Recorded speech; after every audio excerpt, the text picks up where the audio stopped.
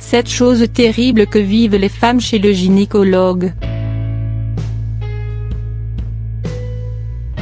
Les femmes doivent se rendre régulièrement chez leur gynécologue pour des examens qui les aideront à détecter d'éventuels problèmes de santé. Mais pour plusieurs femmes, ces visites sont source d'angoisse et d'anxiété.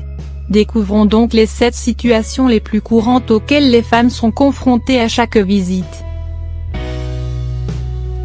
Même s'il est vivement recommandé de faire régulièrement un contrôle gynécologique afin de garantir une bonne santé et de réduire les risques de maladies parfois mortelles, le passage chez le gynéco n'est pas du tout une partie de plaisir. Gêne, inconfort et angoisse. Beaucoup de femmes ont du mal à s'y faire les 7 étapes angoissantes d'une visite chez le gynécologue. Une ambiance pesante dans le cabinet. Dès que votre rendez-vous est pris, vous stressez à l'idée de devoir vous exposer, comme à chaque fois. Comme si cela ne suffisait pas, dès que vous pénétrez dans la salle d'attente, vous vous retrouvez face à toutes ces futures mamans au ventre bien gonflé, accompagnées de leur mari excités à l'idée d'assister à l'échographie. Vous vous demandez même s'il ne serait pas préférable de revenir un autre jour des idées plein la tête. Une fois installé, votre cerveau se met à 100 à l'heure.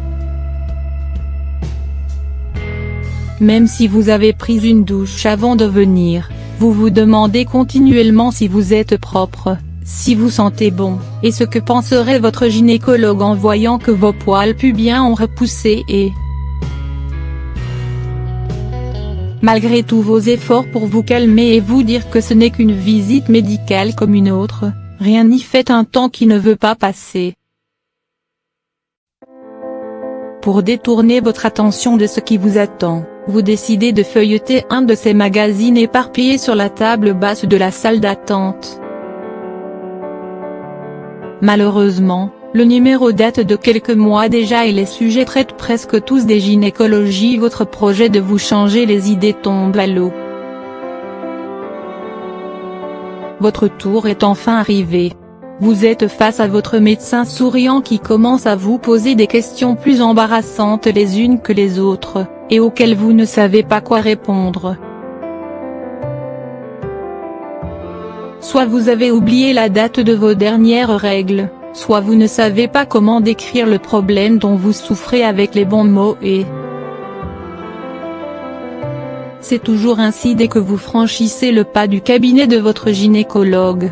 Heureusement, un seul passage à la salle d'examen et tout cela sera tiré au clair, le fameux gel qui vous salit partout.